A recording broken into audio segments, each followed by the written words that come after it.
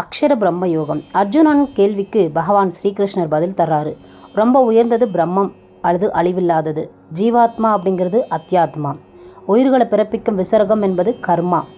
அழியக்கூடியது அனைத்தும் அதிபூதம் ஆகும். புருஷன் அல்லது பிரம்மன் அதிதெய்வம் ஆகும். அந்தர்யாமியாக இருக்கும் நான் தான் ஆதி யக்ஞம். மரணத்தின போய் என்ன நினைக்கிறவன் என்னை அடைகிறான். மரணத்தின் போது எதை நினைக்கிறையோ அதாவே நீ ஆகுற. ஆகவே எப்போதும் என்னை நினச்சிட்டுரு. உன் மனசையும் புத்தியும் என்கிட்ட அர்ப்பணிச்சிரு. யோகத்தில் பயிற்சி பெற்ற மனசோட கடவுளை தியானிக்கிறவன் பகவானை அடைகிறான். அவன் தியானிக்கும் கடவுள் எல்லாம் தெரிஞ்சவன், அனாதியானவன், நாம் எல்லோரையும் ஆள்பவர், நுண்ணியத்திலும் நுண்ணியத்தன்மையுடையவர், நம்மளுடைய சிந்தனைக்கு அப்பாற்பட்டவர், நம்மை போஷிப்பவர், சூரியன் போன்று பிரகாசமானவர், அறியாமையாகிய இருளுக்கு அப்பாற்பட்டவர்.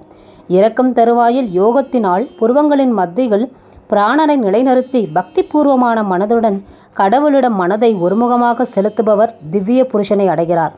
நான் உனக்கு பரம லட்சியமான கடவுளை பற்றி சுருக்கமாக சொல்கிறேன். தேவம் தெரிந்தவர்கள் அதை அழிவற்றது என்பான்னு சொல்லுவாங்களாம்.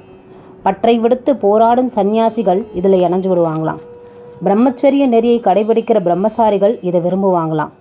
எல்லா இந்திரிய வாசல்களையும் மூடி கடவுளிடம் மனசை ஒருமுகப்படுத்தி பிராணனை உச்சந்தலைகள் நிலை பெற செய்து ஓமுங்கிற மந்திரத்தை சொல்பவன் என்னை வந்தடைவான் அப்படிங்கிறாரு ஸ்ரீகிருஷ்ணர்.